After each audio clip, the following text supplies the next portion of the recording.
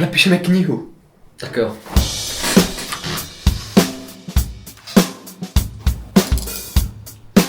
Počkat, a o čem vlastně budeme psát?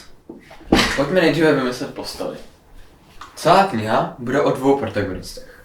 Jeden z nich bude muž s rovnátky, hnědými vlasy a vyhublou postavou. Jak tě to napadlo? Nevím, jen tak. Tak fajn. Ale co ten druhej? Ten druhej bude taky muž. Bude mít tmavší vlasy, bude o něco silnější. Někoho mi připomíná, neznám ho. Teď jsem si to vymyslel. Tak to se mi asi zdálo.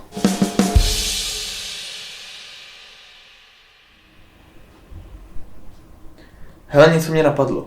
Napiš tu kniha 1, pracovní název.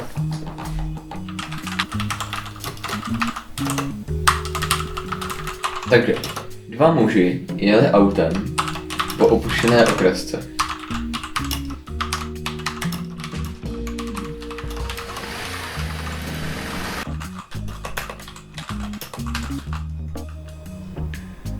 A dál? Hele, smaž to nikam nevede.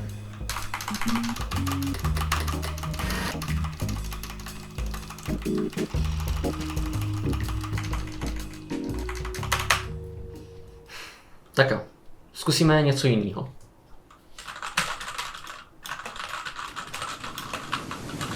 Vyčerpaný, ale nadšený detektiv se hrdě procházel temnou deštivou ulicí se spoutaným mužem v rukou. Nemohl se dočkat toho, až z něj dostane všechny informace, které mu chyběly.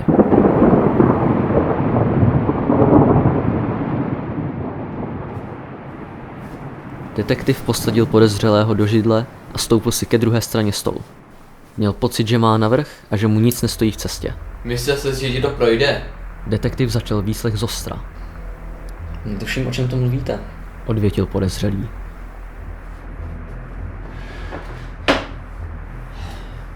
Ale tušíš. Tak nech toho divadelka a mluv pravdu. Detektiv namířil na podezřelého lampičku. Jakou pravdu? Pravdu o tom, jak jsi zabil tuhle dívku. Řekl naprosto klidně detektiv a položil fotografii dívky na stůl. Vy asi vůbec nevíte, s kým mluvíte. Jo, a s kým teda mluvím?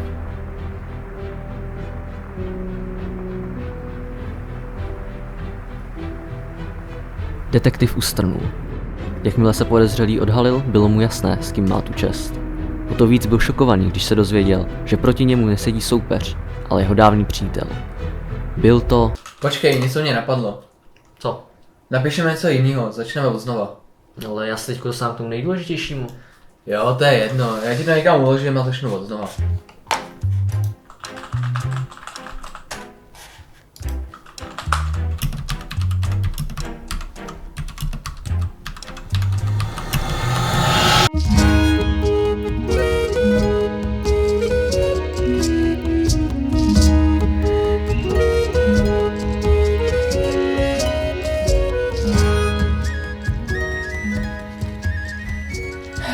Je to tu. Řekl z nenadání tajemně Artis. Everik se otočil k Artisovi a pravil. Co je tu? Když udělám ještě jeden krok, tak budu nejdál, co jsem kdy od domova byl. Vysvětlil Artis. Už nezdržuj, Artisy. Musíme donést ten náhrdelník císařovně.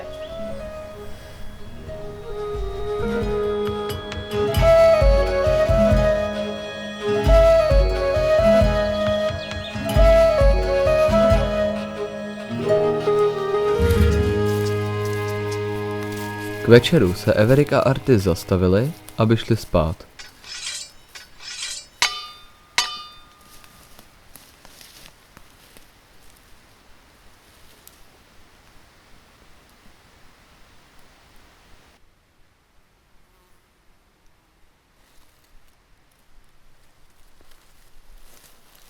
Protože Artis nebyl spokojený s tím, jak se k němu Everik chová, rozhodl se, že mu náhrdelník vezme.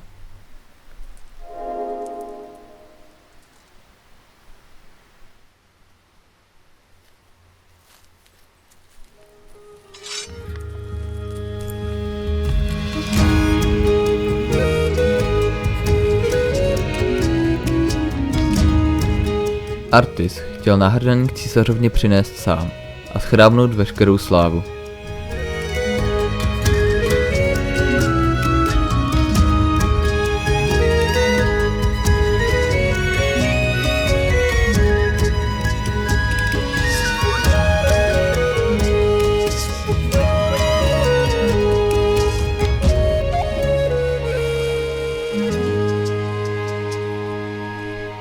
jenže nevěděl, co ho čeká.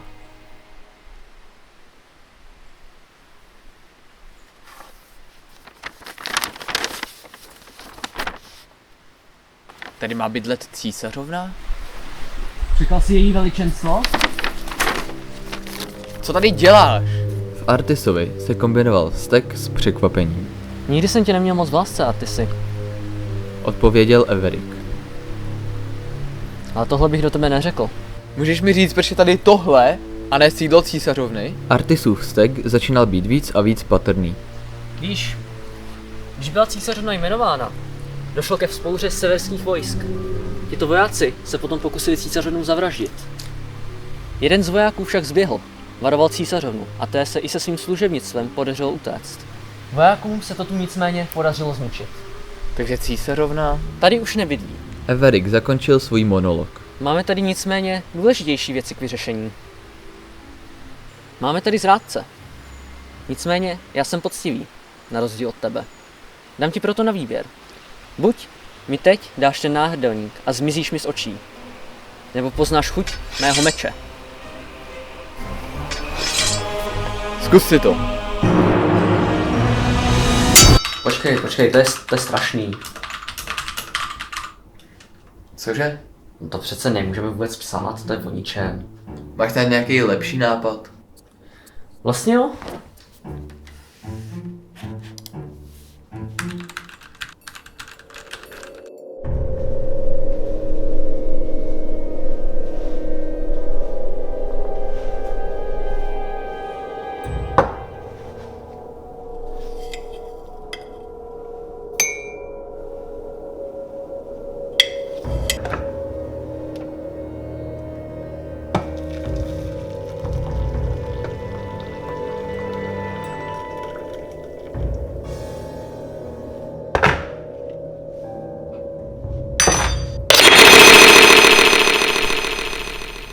Kde to pro boha jsem? Pomyslel si Norman. Člověk by ani neřekl, jak těžké může být si vzpomenout na to, co se stalo. S takovou starostí se právě potýkal i Norman.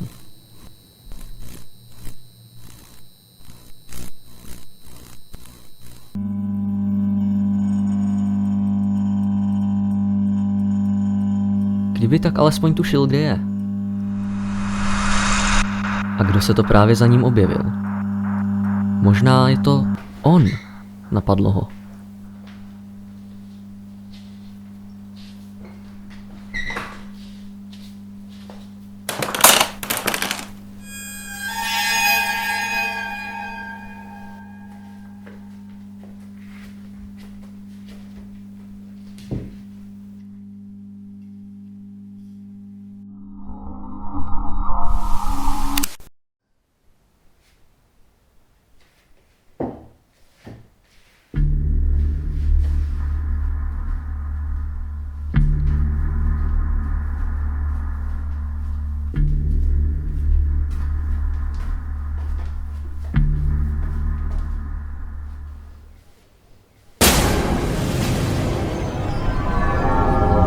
Ty? Já. Byl to on. Norman byl v rozpacích. Neměl však na vybranou. Udělal to první, co ho napadlo.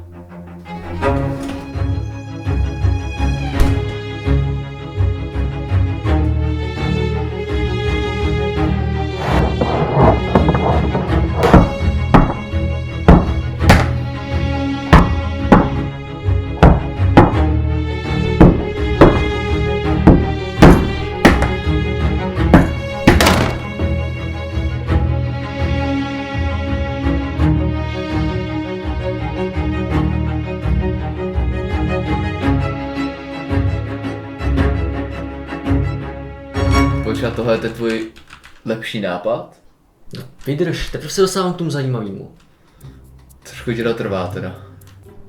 Můžeš mě nechat psát? Ne, protože pod tohle se fakt nechci podepsat. Tak fajn, já si to teda dopíšu sám. Hele, nechceš radši psát o něčem, na čem se shodneme oba? Myslím, že máme jedinou možnost.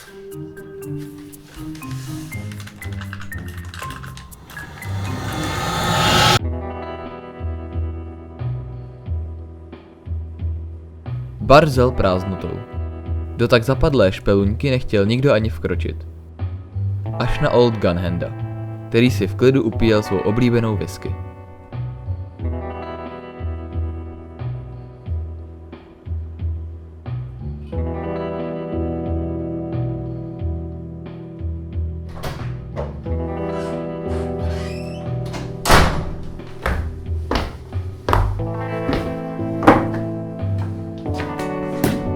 Barmane, jednu whisky. Řekl nově příchozí s drzým úsměvem na tváři. Old Gunhandovi to nedalo a zeptal se. Kdo jste, cizinče? Mě říkají bezhlavý jezdec. A vám říkají jak? Old Gunhand, těší mě. A co děláte v Eastownu, smíme se zeptat? Já jsem, víte, lovec odměn. Jsem tady, abych zabil jistýho Billyho, který se tu vyskytuje pod falešným jménem. Old Gunhand ustrnul. Bylo mu jasné, že někdy ho dopadnout musí, ale přeci jen chtěl ještě zůstat naživu. Bezhlavý jezdec moc dobře věděl, že právě popíjí společně s jeho odvěkým cílem. Chtěl však zůstat profesionální a pokračoval ve své hře. Neměl byste náhodou zájem, pane Gunhande, zahrát si karty? Trošku si zahazardovat? Ale ovšem, pokud počítáte s tím, že budu hazardovat s vaším životem. Počkejte. Pojďme tuhle potyčku vyřešit jako chlapi. Zítra přesně v poledne se potkáme v údolí za městem. Víte, který myslím, ne?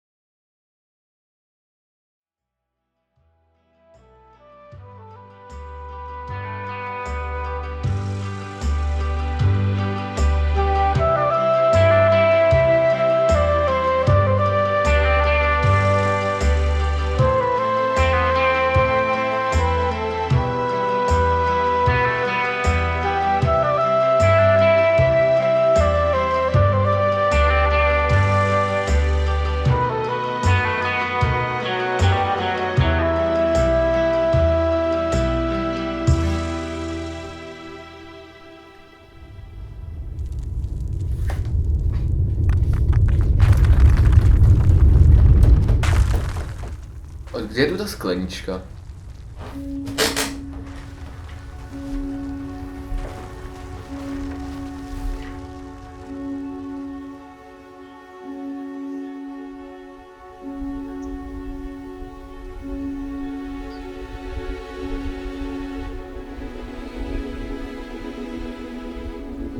Nemáš tušení, co se to děje? Ani trochu.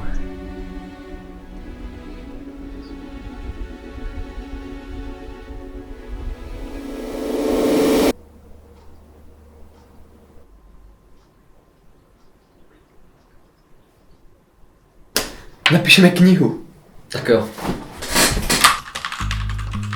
Počkej. Kdy tohle už se stalo? Jak je to možný? Netuším, asi nějaká díra v zápletce. Počkat, já jsem zmatený. Jsme v knize nebo píšeme knihu? Řekl pomalu a zamyslel se. Dobře, a co dál? No teďko je to prostě narazí dost matoucí, takže bych možná trošku zpomalil. Počkej, co se to děje?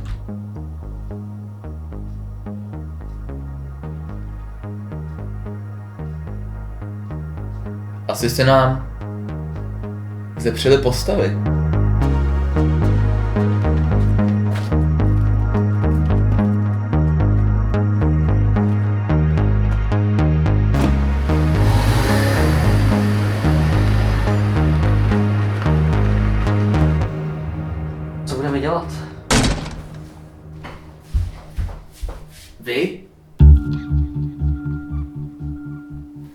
Co vy tady děláte? A jak jste se sem jako dostali? Jsme v knížce. Tady je všechno možný. Přišli jsme vám říct, abyste už nechali toho psaní. A to jako proč? Dějou se kvůli vám fakt divný věci. A navíc to, co píšete, vůbec nedává žádný smysl. A co vy jako o tom můžete vědět? Však ten váš příběh nemá žádnou pointu. Je strašně zmatený a úplně o ničem. Však zamyslete se nad tím. Ani jeden z nás nemá žádný jméno. Nechcete radši psát něco, co má nějaký smysl a přemýšlet nad tím, co vlastně píšete?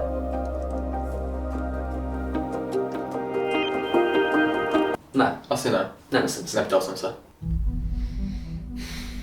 Vlastně mám lepší nápad. Hej, co to děláš? Píšu o nich, aby zmizeli.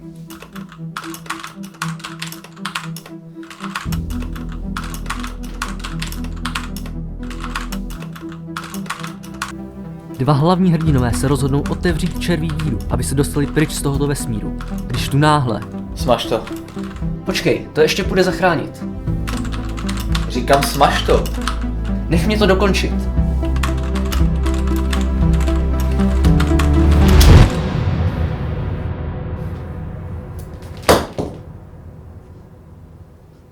No, to je taky řešení, no. Měli pravdu. Kdy to nemá žádný smysl. Nikdy ho to nemělo. Nedáš si kafe? Tak jo.